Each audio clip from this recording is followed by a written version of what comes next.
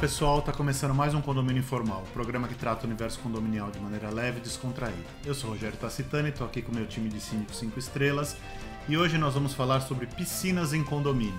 Você usa a piscina do seu condomínio? Você conhece as regras dela? Você sabe como é feita a manutenção? Quais são as normas para a construção daquela piscina? Nós vamos falar sobre tudo isso hoje. Vanessa, você quer começar? Posso começar sim. Existem algumas ABNTs, não é? Que trazem as obrigatoriedades de todos os síndicos para com a área da piscina, né? Tem alguns condomínios que quando eu assumo, a primeira coisa que eu vejo é realmente as questões de segurança, né? Que eu vejo alguns empreendimentos que não são entregues pela construtora com essas regras, com essas normas atendidas e que podem colocar em risco os usuários, né? Então, por exemplo, alguns moradores veem aquelas boias laranjas, né, que ficam nas áreas da piscina e perguntam: mas por que essas boias cor de laranja aí na área da piscina? Essas boias não são somente para navios? Não, elas também são aplicadas nos condomínios. É obrigatório ter aquelas boias ali naquele espaço? Sim, é obrigatório. É obrigatório, por exemplo, aquelas placas de identificação dizendo piscina não vigiada. No Rio de Janeiro, é obrigatório nos condomínios que tenha um salva-vidas. Em São Paulo, não há necessidade. No entanto, é obrigatório que haja a sinalização de que aquele espaço não é vigiado por um salva-vidas, por exemplo. Crianças podem vir desacompanhadas nas áreas da piscina? Vai depender do que está no regulamento interno do condomínio. Lembrando que os pais ou responsáveis que efetivamente tem que cuidar daquelas crianças nas áreas comuns, na área da piscina principalmente. Repete. Obrigação dos pais ou responsáveis, tutores, enfim, né? Não é uma responsabilidade dos porteiros, dos seguranças, do ronda, do zelador, do gerente predial e muito menos do síndico. As piscinas precisam vir efetivamente com a profundidade? Sim. Precisa. Por que precisa ter a profundidade? Por motivos óbvios, mas que a gente vai explicar aqui. Que, veja, uma criança, por exemplo, vou falar em crianças para não falar que são adultos desavisados, não é? Que olha e fala: puxa, que piscina linda, vai lá e corre, a piscina é profunda, tem que ter uma profundidade que não é compatível para aquela criança que não sabe nadar, por exemplo. Ou para não bater a cabeça, né? Quem é que vai ser responsabilizado se não tiver a sinalização adequada? O síndico, ele vai responder por aquilo. Então, são normas que não vêm para fazer com que, mais uma norma sem utilidade, uma norma que só veio para florear. Não, é uma norma que traz segurança a toda edificação. Isso sem falar, você falou na manutenção da piscina, de limpeza da piscina, as águas da piscina, elas não são águas vindas de uma cachoeira, limpa, em ordem, não. Elas são águas quimicamente tratadas. E para isso, elas têm que ser tratadas de forma adequada, com produtos, não é, adequados também. E o pH, ele deve ser verificado todos os dias, porque uma piscina que não esteja limpa corretamente pode trazer problemas sanitários aos seus usuários. Carlos, você que adora nadar, você nada todos os dias, inclusive, mesmo piscinas frias, me falaram que você nada pra caramba, não é? Quem falou isso pra você mentiu.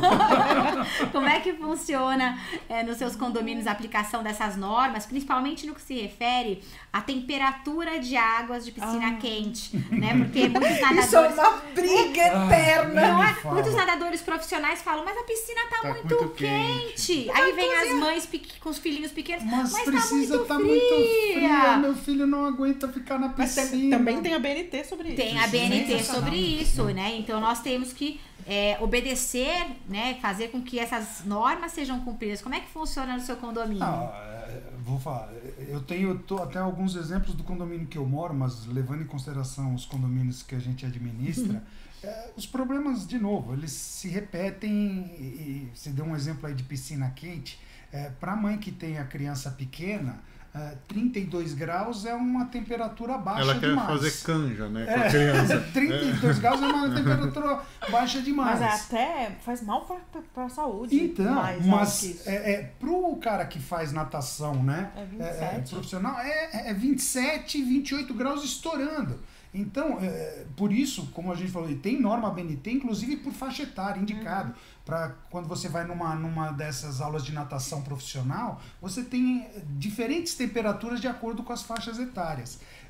Agora, na piscina do condomínio que é para recreação, se a gente for, imagine só atender... Não dá para atender tudo. Não dá. Eu digo o seguinte, olha, não dá para ser 28, 27 porque é muito frio para as crianças, mas também não dá para colocar 32, 33 graus, porque não é tão pequeno. 29, 30. Então, exatamente, a média que a gente trabalha é 29 a 30 graus no máximo. Tá certíssimo. Não pode ultrapassar isso, porque senão as pessoas também... E detalhe importante, que nem todo mundo sabe, quanto mais quente fica a piscina, essa pessoa tem mais idade, mais mal-estar o risco, mais risco ela tem de ter um mal-estar. Tem um ponto nesse que é importante a gente falar.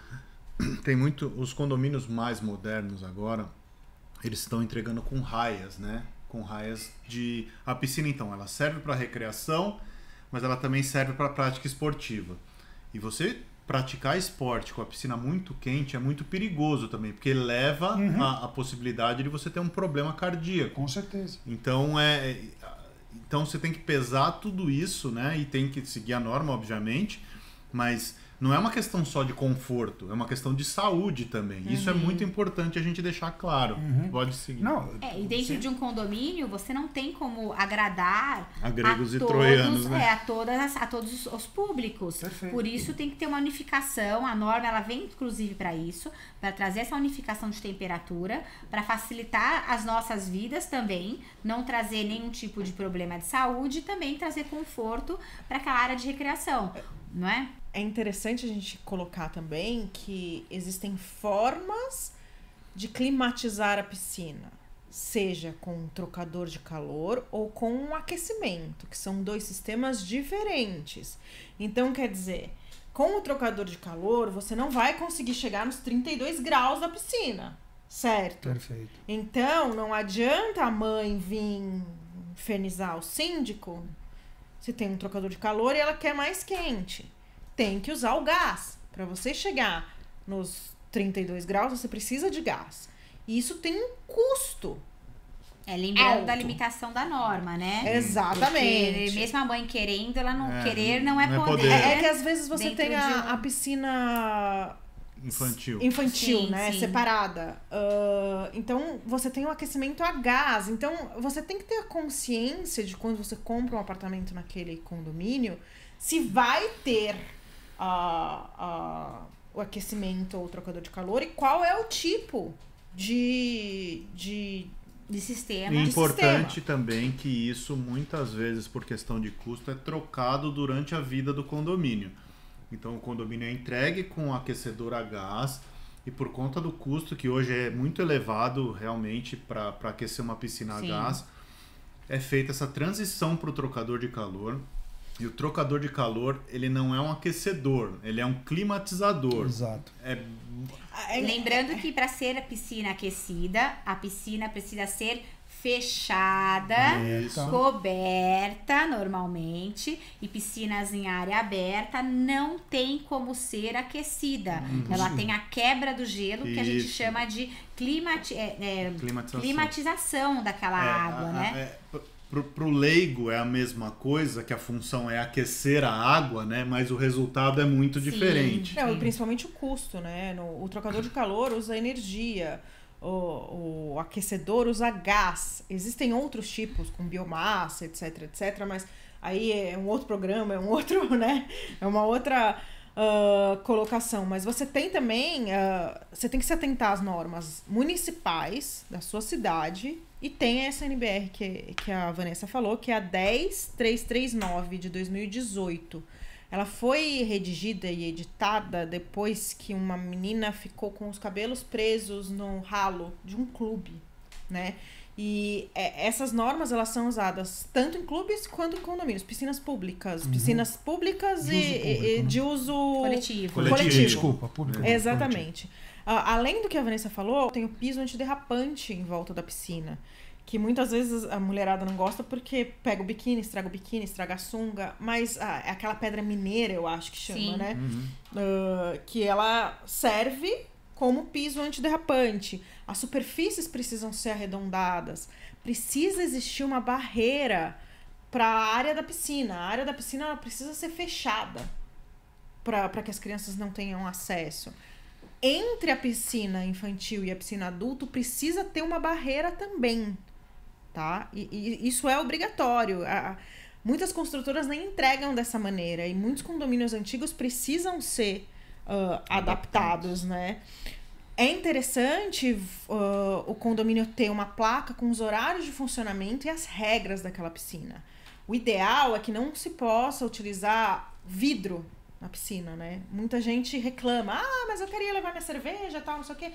Cara, se o vidro cai dentro da água, pode causar acidente sério. Bem acidente sério. Não, e vou mais além. Eu, particularmente, em todos os condomínios que a gente administra e que essa regra não existia, nós instalamos essa regra. É terminantemente proibido o uso de qualquer recipiente de vidro dentro da piscina. E não é só... Por quê?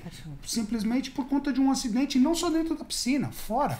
O cara tá bebendo uma cervejinha lá, uma long neck, sem querer tropeça, deixa cair. Aquele monte de caco, pronto. Ele inviabilizou a piscina para todo mundo Eu ia falar usuário. isso. O transtorno que isso pode causar para os outros Exato. também. Porque mesmo que não ocorra um acidente, você interdita a piscina por um prazo indeterminado. Porque você não pode correr o risco de outros usuários acabarem cortando o pé, algum caco de vidro que ficou por ali, né? A própria falta de manutenção na piscina internamente, quando ela tem pastilhas, né? Eu já vi algumas piscinas com falta de manutenção e as pastilhas já quase caindo, também são cortantes. Sim, né? Eu tive um caso de uma piscina que aí, depois que os membros do corpo diretivo estavam negando levar para a Assembleia fazer a obra de retrofit mesmo na piscina, que já era uma piscina antiga, e uma moradora com a filha, elas rasgaram o pé, sabe, nadando, chegava, colocava o pé no final e rasgaram o pedaço, o pé. Imagina só o que aconteceu.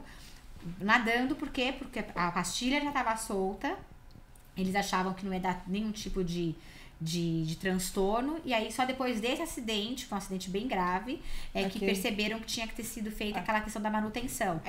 Fora as infiltrações, por conta de falta de rejunte. Sim, não, eu ia falar do rejuntamento. O rejuntamento tem que ser revisto. O tempo todo. Tem um prazo, eu não vou me lembrar o prazo de cabeça. Eu acho que são 2 anos. Eu acho que são 2 anos, se não me engano, mas vale pesquisar. O rejuntamento tem que ser refeito, porque isso pode causar infiltração. E mesmo tem alguns tipos de revestimento que o rejunte é muito largo. E se o rejunte não está ali, você pode ter um corte também, um acidente, por conta da falta de rejunte. É interessante colocar também que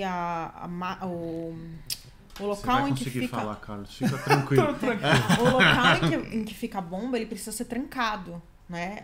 As pessoas comuns não podem ter acesso àquele local. E isso é interessante colocar, porque é um lugar geralmente perigoso, né? Sempre tem aquela escada, aquele negócio que você desce. E é o equipamento, né? Que tem que ser manuseado por quem tem treinamento para isso, né? E precisa também conscientizar as pessoas.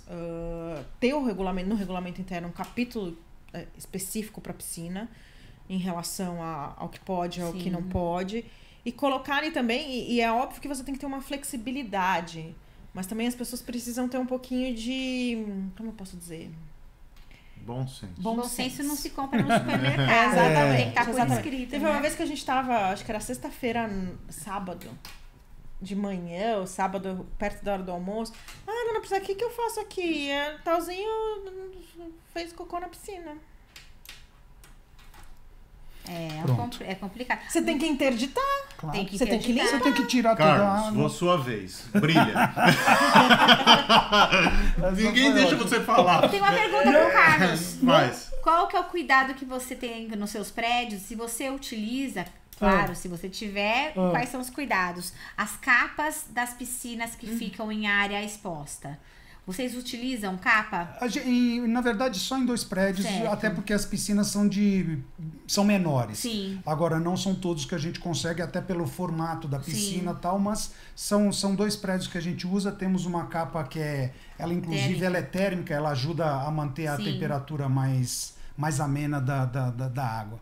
Mas eu queria destacar 2 pontos. Um que você já mencionou, Vanessa, que eu quero reforçar, e o outro que são situações que eu já vivenciei, principalmente, e isso acontece com muita frequência em condomínios grandes, condomínios clube, com muitas unidades privadas, onde as piscinas são um espaço bem amplo, maior do que o normal, né? Por exemplo, de novo, eu uso o exemplo do meu condomínio, porque a gente, inclusive, por determinação da construtora, não é piscina, é parque aquático. Caraca! São 4 piscinas, né? Elas ficam, os prédios ficam posicionados em círculo, e o parque aquático fica bem no meio, né? Então, você tem uma piscina ali com prainha, você tem uma piscina em cima com borda infinita, e você tem mais 2 piscinas infantis, todas externas, além da piscina aquecida interna, né?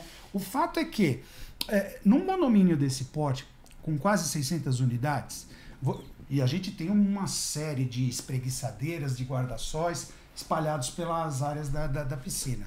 Mas é humanamente impossível, até por espaço físico, né, que você consiga ter 1.200 cadeiras. Pois é. Cadeiras, mesas, guarda-sóis e espreguiçadeiras para todo mundo.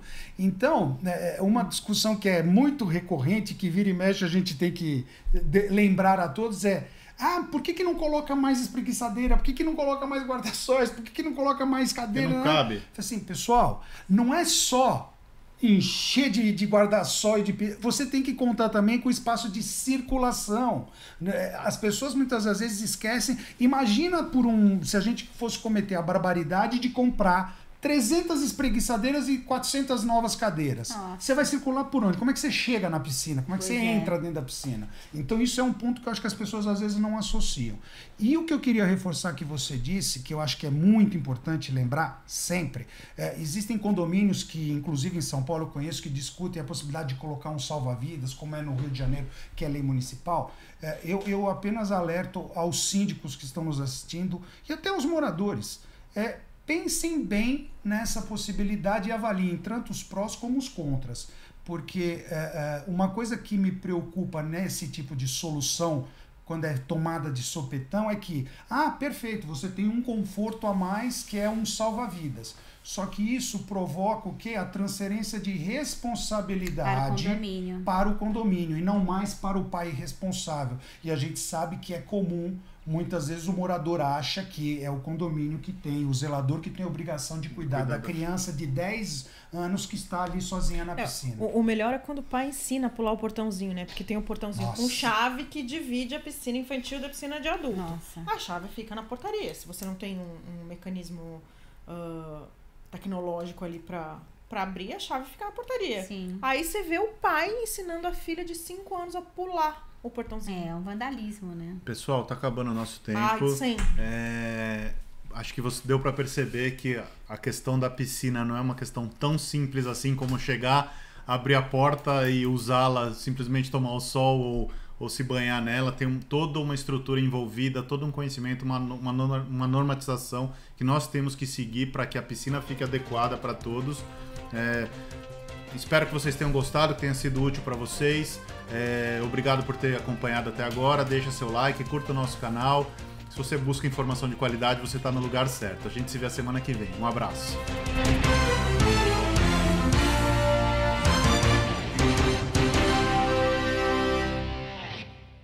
A Repinte busca oferecer o serviço mais importante de todos, que é cuidar do seu bem-estar. Temos muito orgulho em dizer que realizamos mais de 1.700 obras em edifícios de São Paulo e na Grande São Paulo. Não deixe sua família na mão de qualquer um. Conte com a Repinte.